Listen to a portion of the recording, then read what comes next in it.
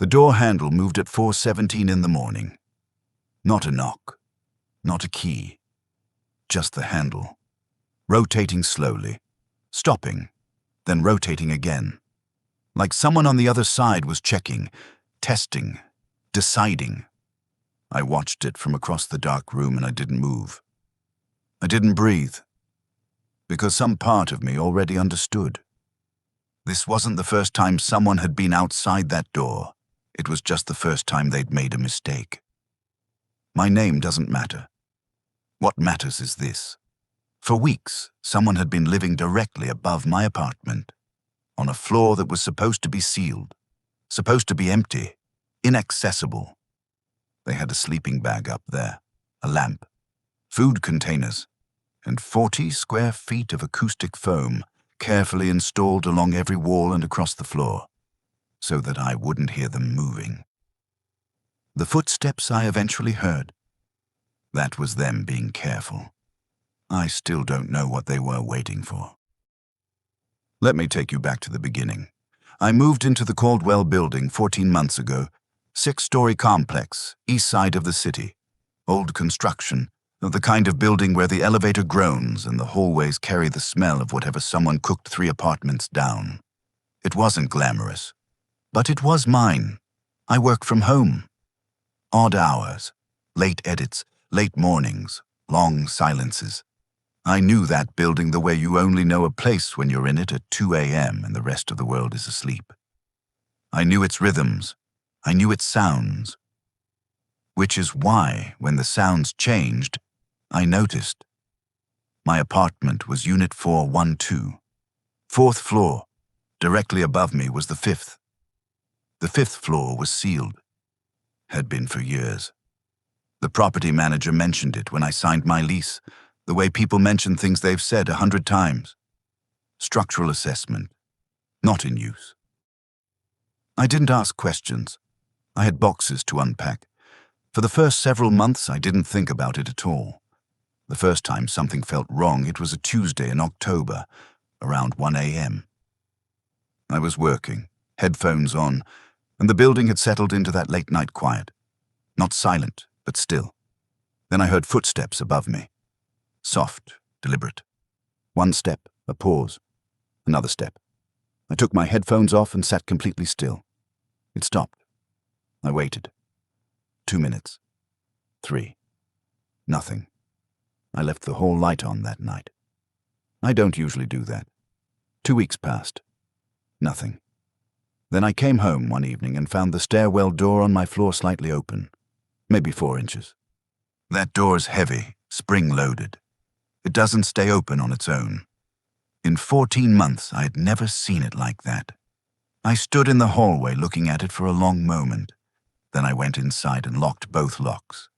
That same night, around 2 a.m., I heard the footsteps again. Slower this time, more deliberate, moving from one side of the ceiling to the other. I lay in bed and tracked the sound, step by step across the room above me, until it stopped somewhere near the center, directly above where I was lying. Then silence. I kept my phone on the pillow next to me. I haven't done that since I was a teenager during a bad storm. I emailed Gerald the next morning. Casual. I mentioned the sounds, asked if there was any maintenance on the 5th floor. His reply came 6 hours later. No work scheduled on 5. Hasn't been accessed in over 2 years. Probably just building noise. I read that email 3 times. Probably just building noise. I needed to see it myself. So I walked up to the 5th floor stairwell. The door had a chain lock threaded through the handle, secured to a bolt in the wall. A faded notice. No access. Authorized personnel only. The chain looked intact. The door looked undisturbed. But there was something on the floor in front of it. A small piece of black foam, rectangular, about 2 inches long. I work with acoustic foam almost every day in my job. I recognized it immediately. The kind used in soundproofing panels. The kind installed to absorb sound. I took a photo of it and went back downstairs without touching it. I didn't hear anything for 4 days, but I know now that silence doesn't mean absence. Sometimes silence is the whole point. Then my neighbor Patricia knocked on my door. She's in her 60s. Unit 408, about 30 feet down the hall. She was calm when she spoke, but her eyes weren't. She said she'd heard movement above her apartment 2 nights ago. Pacing, she called it. Back and forth, for almost an hour. I told her I'd heard the same thing. I started to mention the foam. I opened my mouth to say it. Then something stopped me. Some instinct I still can't fully explain. Some part of me that wasn't ready to say it out loud, because saying it out loud meant it was real. And I wasn't ready for that yet. I called building management that evening and requested a formal inspection of the 5th floor. The woman on the phone said she'd pass it along. That was 3 days before the door handle moved. The night it happened. I woke up at 4:17 a.m. and I already told you what I heard. What I haven't told you is what those 11 minutes felt like. 11 minutes on a bathroom floor, back against the tub, phone pressed to my ear, listening through the walls, listening for footsteps on the stairs, listening for the sound of my front door giving way. The dispatcher told me to stay on the line. I stayed on the line. The officers arrived. They swept the hallway, the stairwell, the 4th floor. No one, but one officer came back in. And the way he paused before speaking told me something before the words did. He asked if I had a key to the 5th floor. I said no. He said the chain on the stairwell door was unlatched, still threaded through the handle. But the lock itself was open. He said it looked like someone had the combination, or had replaced it at some point with a matching lock. He said it the way officers say things when they're trying not to alarm you.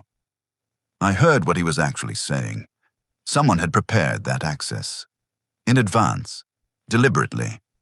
They had planned to be up there, and they had made sure no one could easily tell they were. The building commissioned a full inspection the following week.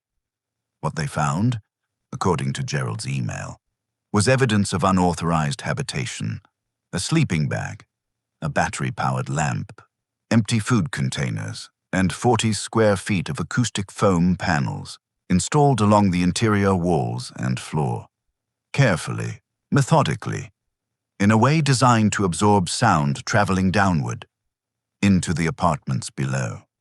No one was found. No one was identified. The security footage from both building cameras showed nothing useful. Gerald told me the police were looking into it. I stayed another 6 weeks. Then I moved. Here is what I keep coming back to. 40 square feet of acoustic foam doesn't get installed in an afternoon. That takes time. That takes planning. That takes someone who understood exactly what they were doing and why. They didn't want to be heard. They had engineered their own invisibility. And whatever footsteps I eventually noticed, those were the minimum, the floor of what they allowed to slip through. They were up there, in the dark, above my life, learning my schedule, my hours. When I was home and when I wasn't, when I was awake, when I was asleep. The police never determined what they were planning to do with that information. They told me that like it was a small thing. I don't think it was a small thing. I think the only reason I'm here to tell this is that on one night, at 4:17 in the morning, they got impatient. Or careless. Or they decided they finally knew enough. And I heard the handle move before they came to a conclusion. I check my door handle every night before I sleep now. Both locks. Then I check them again.